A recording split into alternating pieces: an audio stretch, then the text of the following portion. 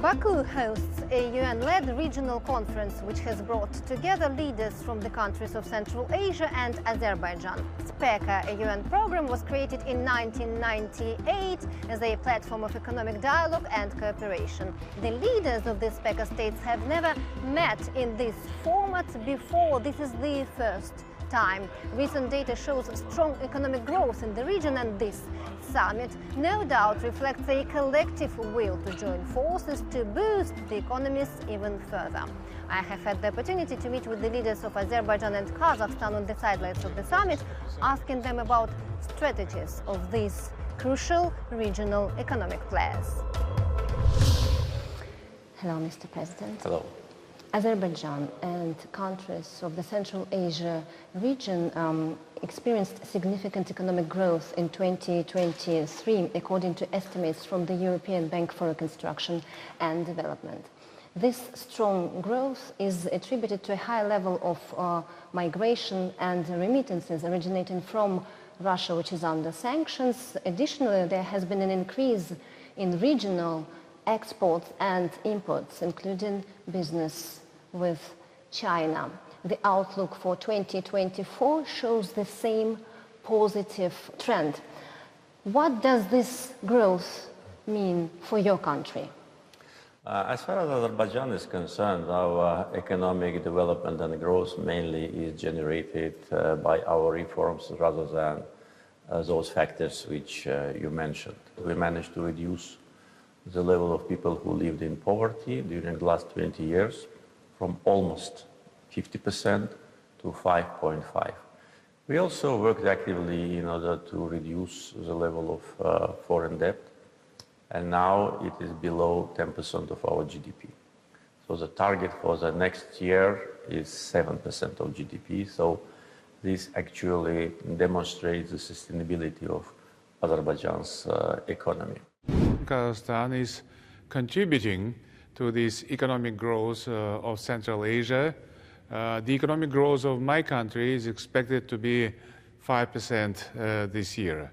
I think that it's a very good result of our joint efforts, but at the same time, we are not complacent. And I urge my government to be more ambitious, to look for additional resources of economic growth, because I put a task that in 2029, the economic potential and the economic size of my country should be doubled. It means that we need 6 or 7% of economic growth in the very nearest future. What are your future areas of development and investments? Development and attracting investments from abroad are top priorities for Kazakhstan. We are very happy that the international ranking of Kazakhstan has been upgraded by the international institutions. Kazakhstan is #1 in this part of the world, or even beyond, in terms of attracting foreign investments per capita. Energy sector is extremely important, but at the same time, we pin our hopes on developing critical materials. And in this respect, we are very much hopeful about our future cooperation with the European Union.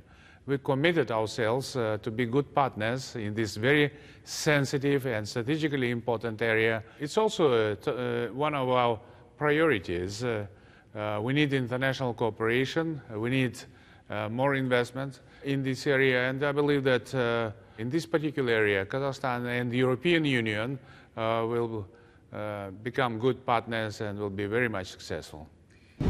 As far as the governmental policy is concerned, our state investment program mainly will be directed to the liberated areas of Karabakh. According to our plan, by the end of 2026, we plan to resettle more than 140,000 people. So that will be a main area of the state investment program. With respect to foreign investments, of course, investments in fossil fuel projects will continue because there is a big potential in Azerbaijan with respect to resources and big demand in Europe for Azerbaijani gas, growing demand. But very remarkable development is related to renewable sources of energy. I think this will be the main areas of investments, along with our agenda on digital transformation. Energy supply has been a major topic for Europe over the last 2 years. What is your outlook for your country's energy business? Well, our energy development transformed from oil to gas. At the same time, oil production and export still is an important part of energy security for many countries.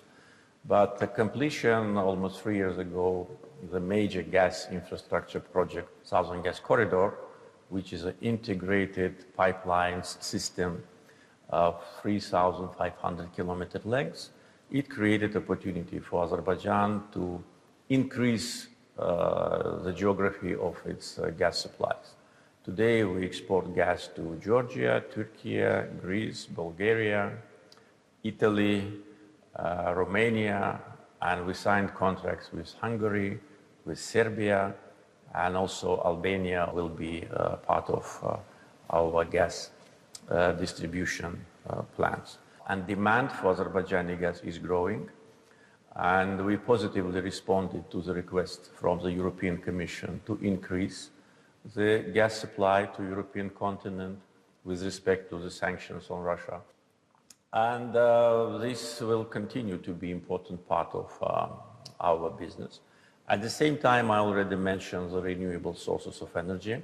So that will allow Azerbaijan to have a very smooth transition from fossil fuels to renewables. At the same time, to provide European consumers with green energy. Energy business is one of major pillars of our economy.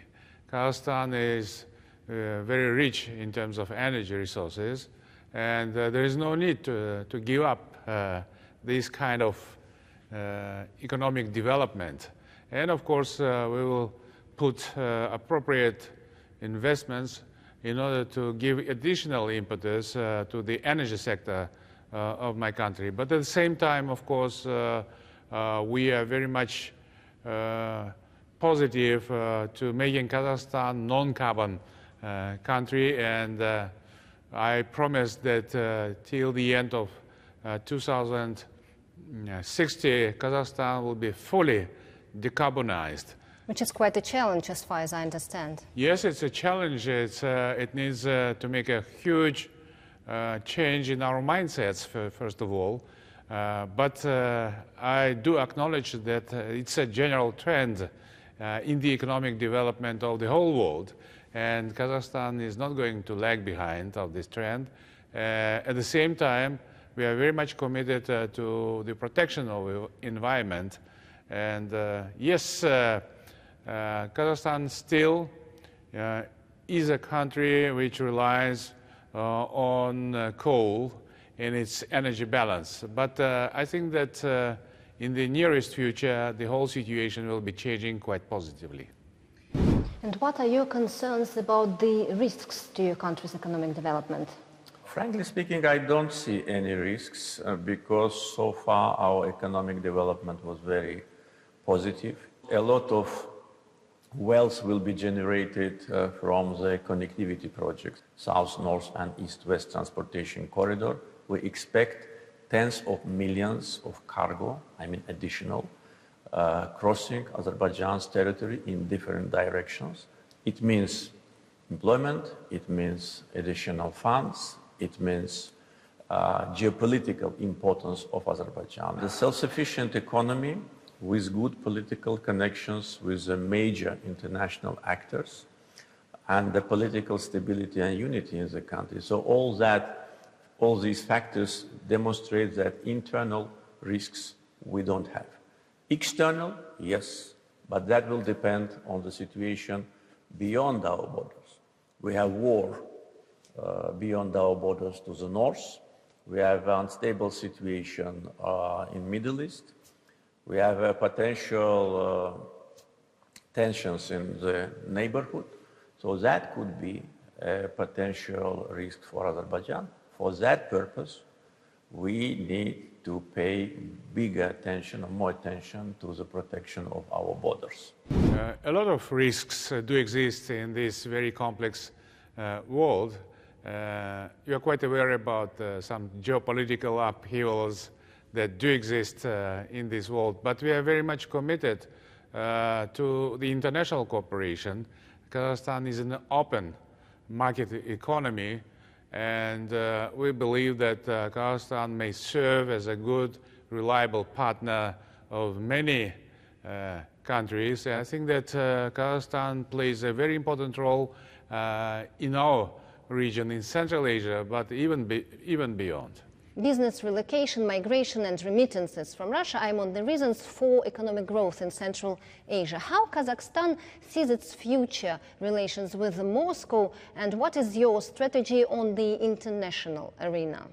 Russia is a strategic partner of Kazakhstan. We share the longest on-land border in the world with Russia. And we have traditions of good cooperation that should be kept, or at least should not be rejected. And I believe that despite some upheavals on the international arena, we will be continuously working together.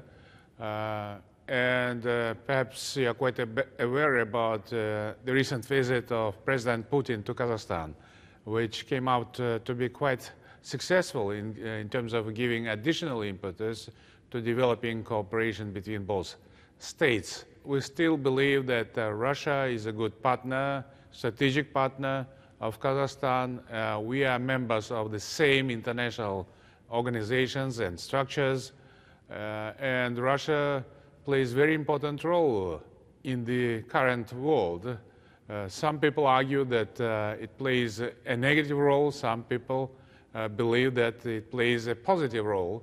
But nevertheless, in general, we should acknowledge that Russia is extremely important and it needs to be cooperated with, and Kazakhstan is doing so. Kazakhstan conducts a diversified international policy. We have excellent relationship with China, with our partners in Central Europe, as well as in Western Europe. And of course, we have relations of strategic partnership with the United States. So it fully conforms the geographical location of Kazakhstan, which is the 9th largest territory in the world.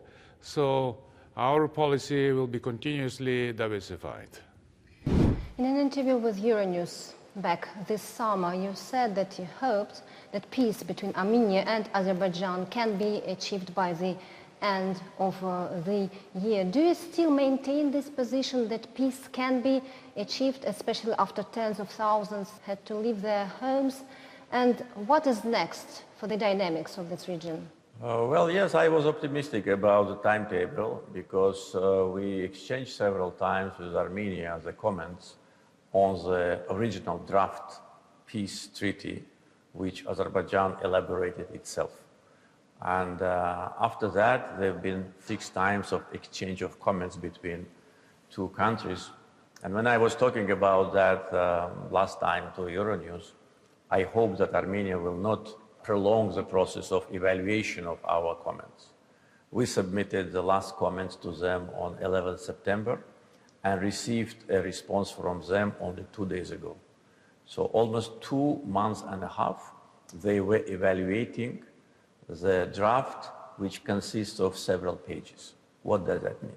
That means that they want artificially to delay the process.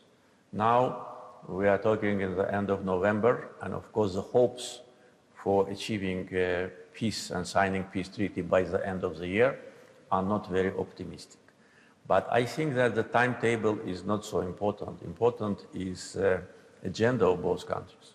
We will evaluate their latest proposals and will comment on that. In the meantime, we are maintaining the contacts on the working level between different officials and through different channels.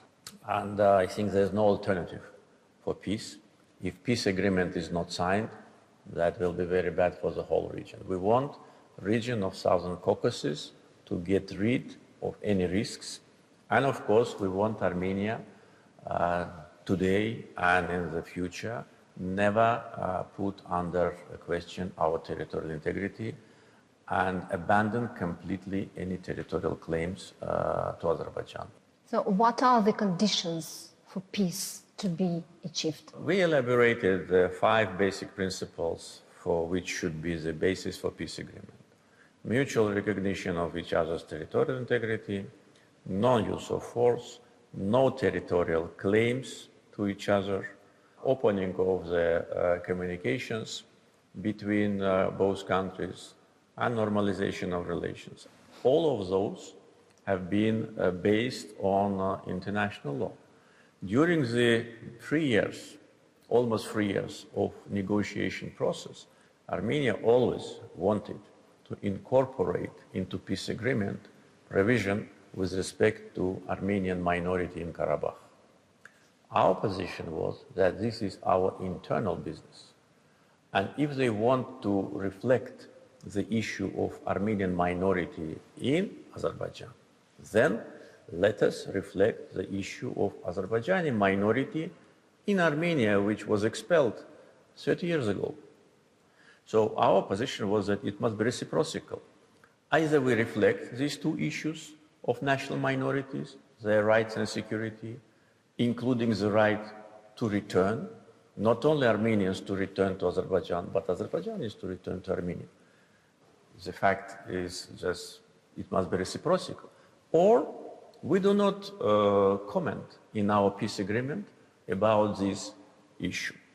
So until now, we did not get from Armenia any clear understanding on that.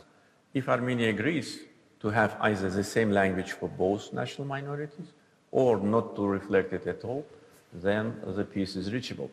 Because this was the main obstacle for Armenia when they were negotiating with us. So we will see how it goes, and frankly speaking, I don't see now, from logical point of view, I don't see any serious obstacle to sign a peace agreement. And what about those people who left their homes? Those people who left their homes, first of all, that was their own decision. Our public communications with Karabakh Armenians and also what we did after demonstrated that we wanted them to stay. We openly announced that all of those who want to come back, they have their right. Their property is duly protected. All the historical and religious sites are duly protected. In order to come back, they need to comply with certain regulations. They need to apply for Azerbaijani citizenship, because how people can live in Azerbaijan being a citizen of other country, either citizenship or work permit or residence permit. If they want to live in Azerbaijan as citizens of Azerbaijan, of course they can. Azerbaijan is a multi-ethnic country, multi-confessional country. We have many ethnic groups in Azerbaijan. Some of these ethnic groups, the number of these ethnic groups, people who belong to them, is much bigger than Armenian population in Karabakh. And all of them live in peace, they enjoy all the rights and security. And in our proposal to Karabakh Armenians, which was, by the way, published, we also covered their rights for their language, for education, religion, municipal rights. They can elect their representatives through municipal elections and continue to live there. The decision to leave was their own decision, and according to information which we now have access to, that was a deliberate act of former so-called leaders of so-called Nagorno-Karabakh Republic. But again, coming back to the question, they can come back. Today, we have Armenians and Azerbaijanis living side by side in Russia, living side by side in Ukraine, and even in the same villages in Georgia. And why they cannot live in Azerbaijan or in Armenia? I think they can.